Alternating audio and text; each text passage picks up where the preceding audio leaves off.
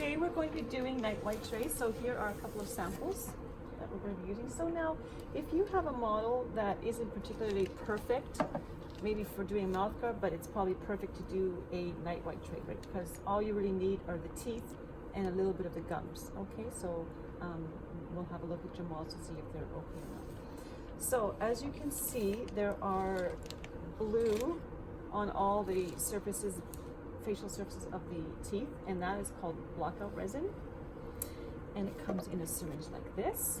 So what that does is create a little bit of a space in between the actual tray that fits over the teeth perfectly and the teeth. Okay, so when when the client takes this home, it's like a take-home night white, they would have the material in a syringe, something like this, and they would have to put that material inside each of their teeth, and that way when they place it over their teeth, all the material won't ooze out. With that being said, not every dental office will use this blockout resin, okay? So just so you know that we do it here, but not every dental office does. So what you want to do is take a little wee bit of your blockout resin and squeeze it on the surface of your tooth and use the tip of the syringe to just gently smooth it around so it's nice and even, not too thick, not too thin. And you don't want to create any sort of like mountains, you know, like peaks. You want it to be nice and flat.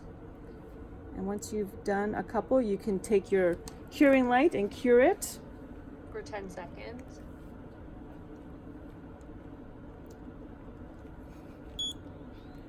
And don't look at the blue light, okay? You have to look through the light through the guard. Your model also has to be dry, okay, before you put the blockout material on. So if you've trimmed it, you might have to wait for it to dry before the blockout material will stick on it. Okay. We're gonna do up until the first molar with the blockout resin. And you have to cure each one. And you have to cure each one for at least 10 seconds. And why do you think only to the 6s? That's what That's right.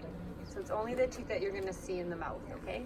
So maybe it might only be to the premolars, depending on the smile, okay? And notice the model is nice and roundly trimmed, so you don't have any of those peaks, okay? So once you do have your model and it has been marked, you want to get rid of the peaks on your model, okay? So it's easier to have the material. So the material for the night white is very thin, okay, compared to the material for the mouth guards. It's very thick, but this is very thin. Same idea. So she's going to clamp a sheet of thermoplastic vinyl tray material in the frame of the vacuum former unit.